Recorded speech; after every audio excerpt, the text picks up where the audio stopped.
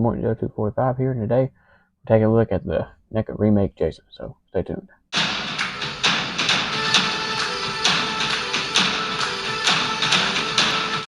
Now, I do have the box to this figure too, but unfortunately it's deep down in storage somewhere, so it's hard for me to always show the boxes on reviews, because either there's too many figures in front of it to move, and then, or they're in storage somewhere. I don't know exactly where they're at, but I do have them, and so there is one Jason I'm going to review, and which I can't get the box eaten now because I had to actually move all my figures to do comparisons and stuff. So that one I'll be able to show, but I'll save that for when I need to do a review on it. But so let's get started with the accessories, of course.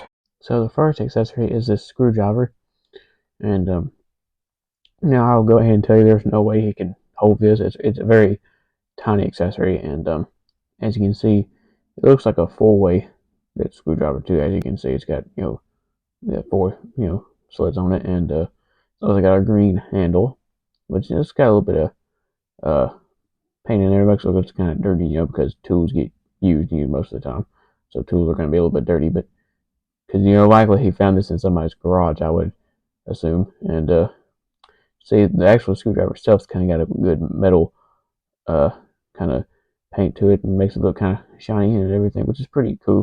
The next accessory is this fire poker, and I can't remember where he used this in the movie. I haven't watched the remake in a long time, because the remake's not one of my favorite movies by any means, but I do like the look of Jason, though. We'll get into that here in just a minute or so. But and so he comes with this fire poker, and it's a very thin fire poker. It gets warped kind of easily, because I've had this in a bag with a bunch of other accessories, and it's kind of warped it a little bit. But he cannot hold this either. It will just fall out of his hands. That's why I don't display him with it. But it's still pretty cool. It looks like they painted it well to make it look like a metal fire poker, because you can't make a fire poker out of plastic, obviously. The fireplace will melt it, if you go sticking some plastic in there. But this is for you to poke around into in the fireplace, and so it's gonna be red hot. And then he pulls this out of the fireplace, and then kills somebody with it. But still pretty cool accessory. The next accessory is this really weird shaped hammer, and I've never seen a hammer like this. This may be a ice pick or something. I ain't 100% for sure, and maybe like a thing you hit ice with or something. But as you can see, like the accessories, the metal part of it is painted really well and shiny. It looks like a little bit of black, too, to make it look kind of dirty. And the handle is painted black. It's supposed to be, a rubber handle, I assume, which they painted black to make it look kind of rubbery. It's also a flat black, which helps make it look rubbery. But he can kind of hold this, but it's kind of a loose grip, so I don't display him with this either. So moving on, we have this axe, which I like this axe. This is one of my favorite accessories, and it's hard for me to decide to display him holding this and his machete. But the original release didn't come with this, I don't believe. But he did actually use this in the movie, because there was a part where he actually just like chunked this thing and threw it, and it was there's actually a cool part of the movie. But as you can see, it's a double bit hatchet basically, because it's got a short handle, so it's more like a hatchet than an axe. But as you can see, it's got darker gray right here than the blade part itself is kind of a shinier silver. It's because that's a sharp part of the axe. That's where it's been sharpened. And you can see on the top there is the wood, where it would have been put onto the handle. And you can see the handle is got a pretty good wood grain detail to it, and it's also kind of dirty to make it look used, I guess. And a pretty cool accessory. He can hold this pretty well, and I'm debating on whether I should display him with this. For his weapons, this is the last one, which is this huge machete. So I had to zoom the camera out, because this machete is pretty large. Here it is compared to the one that came with the dream sequence Jason from part 5. As you can see, it is way longer than this one. And as you can see, the blade itself doesn't have any kind of blood on it, though. It would have been kind of cool if they could have put some blood on here, but fortunately it didn't. But it does have a kind of a like I said, a metal look, and the blade looks kind of it's got like a kind of a brown wash over it. It makes it look a little bit rusted, I guess. And the handle is black, and it's got some duct tape around it, probably kind of make it look like the handle's broke or something. But as you can see, there's some silver paint in the screw right there holding the handle to the blade. See, there's two more screws holding it to the blade. There's the edge of the blade, as you can see, where it would be sharp. But a machete is a tool you use to hack and cut, brush and stuff. But the machete is like one of Jason's preferred weapons of choice. But he can hold this pretty good, and I like this machete. He does actually feature a a holster for this. You just stick it in like so, which is a little tricky to do with the coat there. There you go. As you can see, he's got pretty good storage for the machete. And he comes with one alternate head in the form of this sack head. The remake was kind of the first, 3 movies put together basically, and this is the sack he wore before he got, his, you know, hockey mask, and as you can see, it's pretty cool looking. It's got the one eye hole, which as you can see, it's painted like it's kind of a dirty sack too. As you can see, it's got like a kind of a tan wash on it, because this is probably a sack he got from somewhere. It's not gonna be something clean. So as you can see, you can peg this onto his uh, neck there. As you can see, which is a little bit hard. There we go. So there he is with the sack head on. Make sure all the way on there. So there he is with the sack, and as you can see, that looks really intimidating. That would be scary to see somebody standing over you like this with a sack on their head like that. I mean, talking about giving you a stroke in the middle of the night, probably. But no, I don't display him this way. No, this does look cool. I don't display him this way because I like the other, head in the hockey mask better.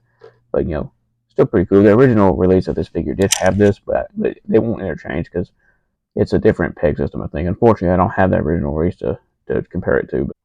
So for articulation, it's got a peg at the neck there, which is kind of like a ball joint, so it gets pretty good range of motion. It's got a hinge to swivel of the arm and at the elbow, and also a little bit of wrist articulation there. It's also got some waist articulation, which can be hindered by the big coat a little bit. I don't know if there's any. I don't think there's any like ab crunch articulation in there. He does have some pretty good articulation at his legs there, at his thighs. He's also got a bend at the knee and a little bit of ankle articulation. So let's go with the sculpt, design, and color of Remake Jason, starting with his head.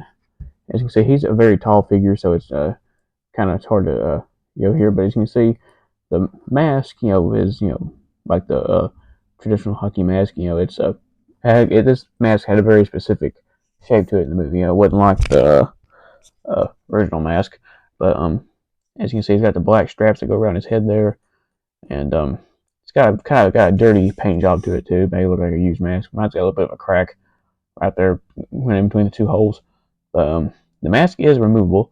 And you see there's silver snaps at the bottom there too. I forgot to mention, but the mask is actually removable. So when you remove the mask, you get a very hideous face underneath. I mean, this is one of the really, really ugly heads in the series, and he's got one blonde eye there. He's got really stringy hair, which looks really gross, and which is kind of a callback to the original, because in the original he kind of had like thin, stringy hair in some depictions, but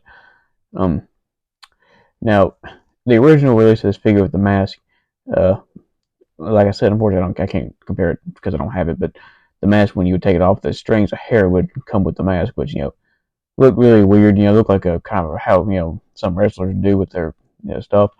And as you can see, they took those pieces and cut and put them into the head. So now when you remove the the mask, it the hair stays in place, which looks more right. And as you can see, I prefer to having the mask on him, and he's got kind of like a lot of red paint around his eye there. Like I said, he's got one blind eye. His mouth is all kinds of crooked, and his nose looks like it's bleeding right there. As you can see, he's got a pretty jacked up face.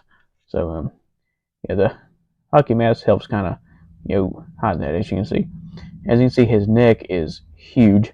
He's got like a tree trunk sized neck, and he's got a lot of wrinkles and things in and stuff. And his shirt there is very dirty, as you can see. And he's been living out in the woods. He doesn't have the very best hygiene, because I'm sure he can't wash his clothes. But you can see it's got it's a lot dirtier at the top here. It's more black. Then you get to more like a kind of a tan color right here. I'm assuming it's supposed to be a white shirt, but it's just filthy. As you can see, there's holes all in it. He's honestly had this outfit a long time. He's also got this big. Okay, unfortunately, right here, I have to kind of do a voiceover because my microphone died out on me during the video. I didn't know it, so the last part of my footage here, doesn't have any autos. It's just blank. Nope, it's just silence. So, unfortunately, I'm gonna have to kind of do some voiceovers right here. So I might cut this part right here because there's a lot of this I have to go over. Okay, so for comparison here, as you can see, I got the two T1000s and Freddy Krueger and Michael Myers back there, which the two T1000s and Freddy Krueger are definitely shorter than, Jason, but I think Michael Myers and Jason are about the same height. I mean, I ain't 100% for sure because, I got Michael's head tilted a little bit, but I think, Jason is just a hair bit taller than Michael. Okay, so here's all my Jasons. As you can see, I got quite a few of them here. I'm missing a few, unfortunately. I have I'm missing the Ultimate Part 2, Ultimate Part 3, and Ultimate Part 4, and also the NES game Jason. But I might get all those in the future too to kind of complete all the Jasons. And so far, my favorite one is probably the Part 7 one was with the Weed Eater, and Part 7 is my favorite look, but Part 6 is my favorite movie. And now I also like that Roy Burns right there too. That's a pretty cool one. I'll review it too in the future, which I'll review all these in the future too. So stay tuned for all that. So what do I think of this figure overall? It's a really good figure, and it's one of my favorites. Now, I didn't really like the remake. It was kind of slow. It took a long time for things to happen, and it was really dark too. I don't like when movies are really dark because it makes it hard to say stuff, and but not judging the figure based off the movie. This is actually a pretty good figure, and I actually like this look for Jason. It's actually pretty cool. And so if you like this video and want to see more like it, give me a thumbs up. That'll help me out a lot. And don't forget to hit the subscribe button. Until next time.